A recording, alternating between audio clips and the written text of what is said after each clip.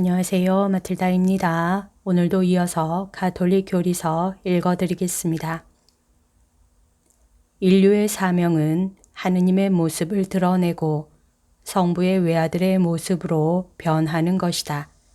이 사명은 각자가 하느님의 행복으로 들어오라는 요구를 받고 있으므로 개인적 형태를 취하면서도 인류 공동체 전체에 관련되기도 한다. 모든 사람은 동일한 목적, 곧 하느님을 향하도록 부름을 받았다. 신적 위격의 결합과 진리와 사랑 안에 있는 하느님 자녀들의 결합에는 유사성이 있다. 이웃에 대한 사랑은 하느님에 대한 사랑과 분리할 수 없다. 인간에게는 사회생활이 필요하다. 사회생활은 인간에게 덧붙여진 우연한 그 무엇이 아니라 인간 본성의 요구이다.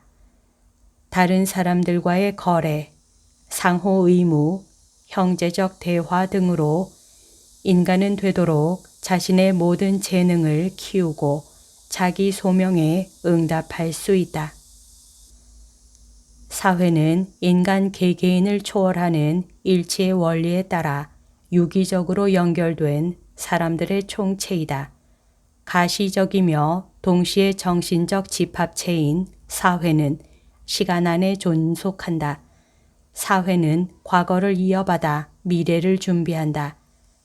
인간은 사회를 통해서 상속자가 되고 재능들을 받게 되는데 그 재능들은 자신의 정체성을 풍요롭게 하며 인간은 그 재능을 발휘하여 적절한 성과를 거두어야 한다.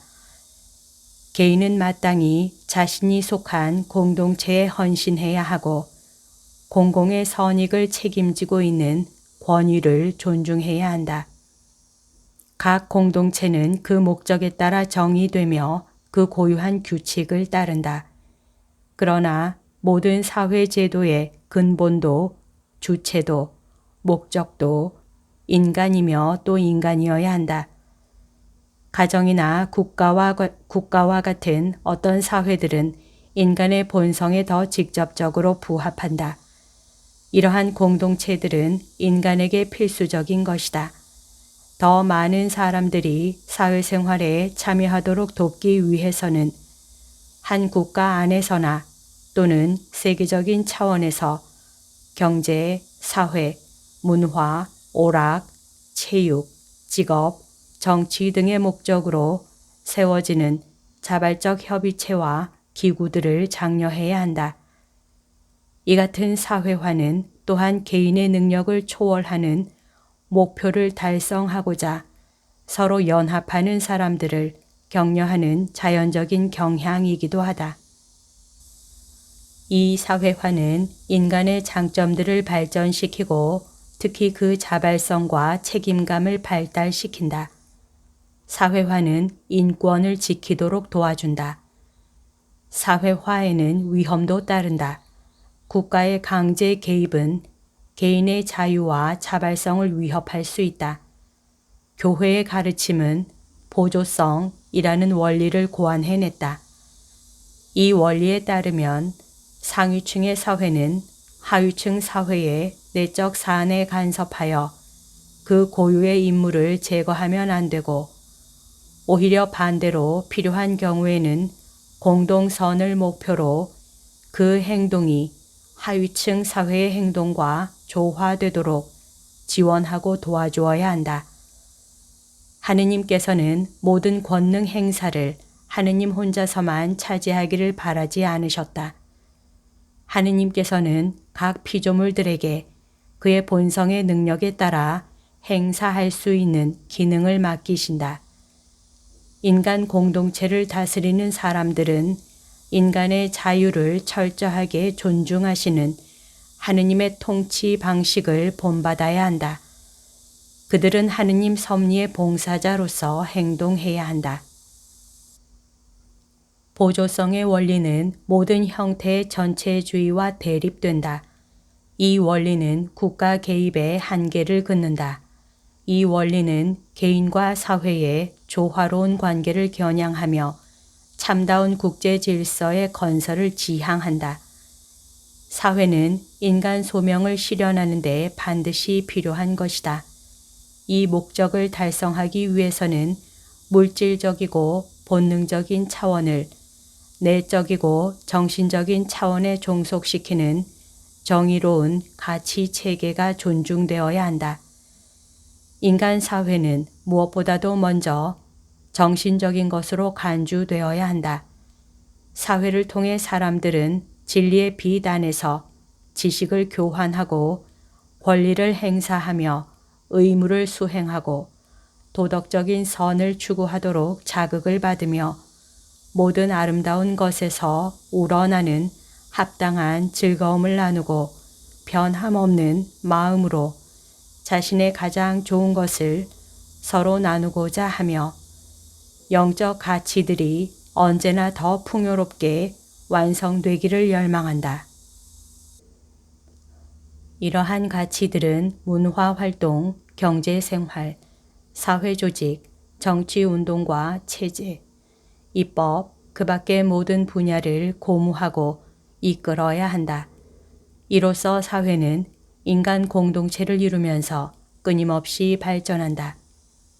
궁극적 목적에 이르는 수단에 지나지 않는 것들을 궁극적 목적으로 여기거나 인간을 어떤 목적을 위한 단순한 수단으로 여기는 목적과 수단의 전도는 최고 입법자이신 하느님의 계명에 부합하는 그리스도인다운 행동을 어렵게 하거나 거의 불가능하게 하는 정의롭지 못한 구조들을 낳는다. 따라서 실제로 인간에게 도움이 되는 사회적 변화를 가져오려면 인간의 정신적, 도덕적 능력과 그의 끊임없는 내적 회개가 필요하다. 마음의 회개에 최우선을 두는 것은 죄를 유발시키는 제도와 생활 여건을 적절히 개선할 의무를 소멸시키는 것이 아니라 오히려 그 의무를 부과하는 것이다. 제도와 생활 여건들은 정의의 규범에 맞아야 하고 선에 해를 끼치지 않고 도움이 되도록 개선되어야 한다.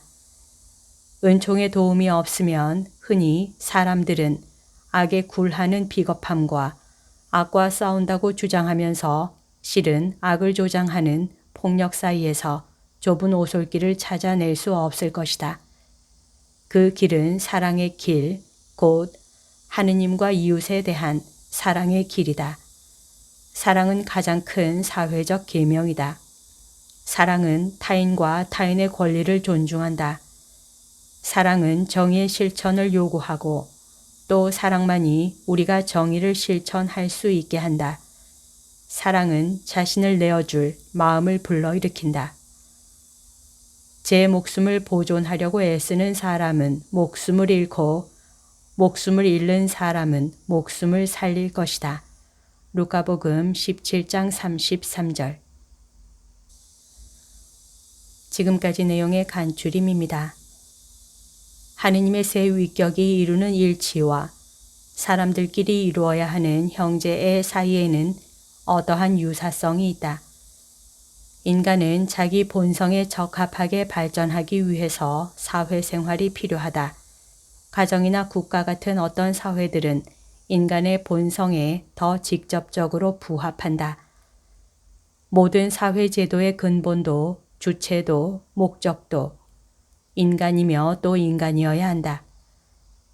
민간 협의체들이나 기구들에 대한 폭넓은 참여는 장려되어야 한다. 보조성의 원리에 따르면 국가나 더 넓은 사회가 개인들과 중간 집단의 자발성이나 책임을 대체해서는 안 된다.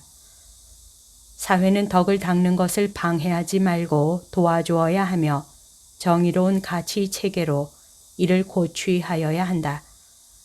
죄 때문에 사회의 분위기가 혼탁해지는 곳에서는 사람들에게 마음의 회개를 촉구하고 하느님의 은총을 청해야 한다. 사랑은 정당한 개혁을 촉진한다. 복음 외에는 사회 문제에 대한 해결책이 없다. 여기까지가 오늘 들려드릴 내용입니다. 오늘도 하느님의 뜻 안에서 서로 사랑하는 하루 보냅시다. 사랑합니다. 축복합니다.